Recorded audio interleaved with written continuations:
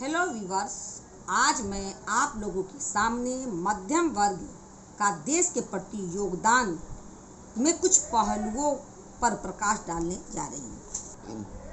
यूँ तो हमारा समाज रोजगार के हिसाब से 3 वर्गों में बटा है: अमीर, मध्यम, गरीब।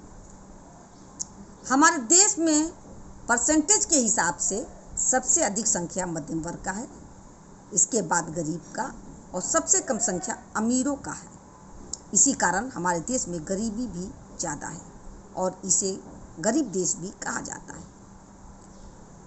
हमारा मध्यम वर्ग, जिसकी संख्या हमारे देश में सबसे अधिक है, वो सबसे ज़्यादा संवेदनशील, परिश्रमी, स्वाभिमानी, संतोषी और धार्मिक होता है। धर्म से लेकर देश के विकास तक में इसका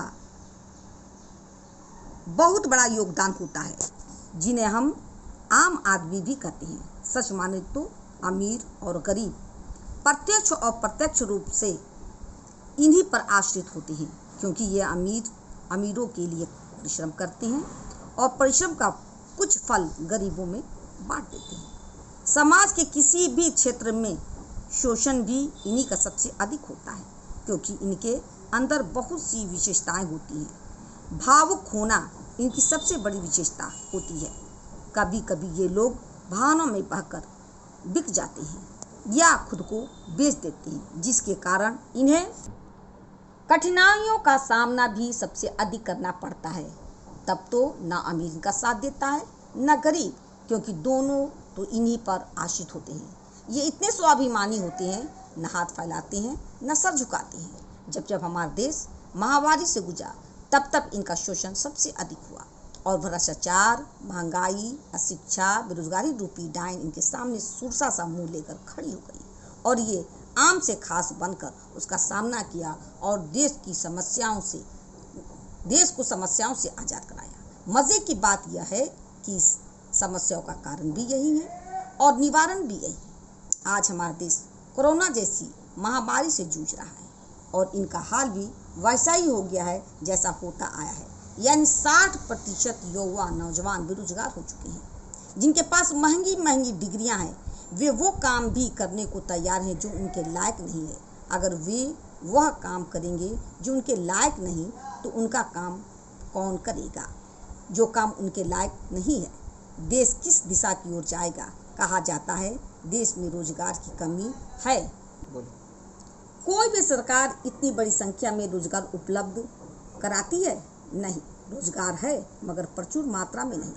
आज के युवा के पास डिग्री तो है मगर ज्ञान नहीं। यह हमारे देश के युवा का सबसे बड़ा भयानक सच है। यदि अपने देश में रोजगार की कमी है तो हम दूसरे देश में भी रोजगार ढूंढ सकते हैं, क्योंकि हम मांग के हिसाब से खरे नहीं उतर पाते और बेरोजगार हो जाते हैं।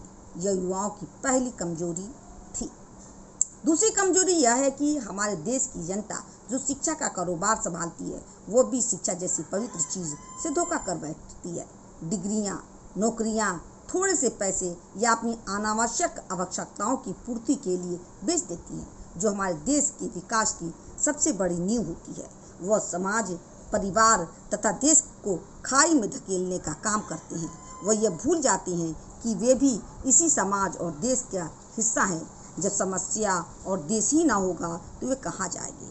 सच बात तो यह है कि अब महामारी रूपी डायन जो सामने आकर खड़ी हो गई है, इसका कारण जो भी हो, हमारी सारी कमियां भी उजागर हो चुकी है। हम ठगे जा चुके हैं। ठगे जाने में चाहे हमारी भावना का पूरा हाथ क्यों ना हो, मगर इस कठिनाई का सामना तो करना पड़ेगा ही। जो खत्म हो गया उसका फिक्र क्या करना? जो बचा है उसे बचाना है, आम बनकर नहीं, खास बनकर। भावना को कमजोर कर नहीं, मजबूत बनाकर। अपने परिवार, समाज तथा देश से ईमानदारी निभाकर कठिनाइयों यानी भ्रष्टाचार, गरीबी, अशिक्षा का सामना करना है, ताकि हमारा प्यारा देश भारत विकास की ओर अग्रसर हो सके। इतिहास गवाह है, जब आम खास में तब्दील हुआ, एक नया इतिहास रचा। जय हिंद। कृपया परिवार हित, समाज हित तथा देश हित को ध्यान में रखते हुए अगर यह लेख पसंद आया है तो सब्सक्राइब, लाइक तथा शेयर करें और कमेंट करें। लेख को सुनने तथा देखने में जो समय आपने मेरे साथ व्यतीत किया, उसके लिए धन्यवाद।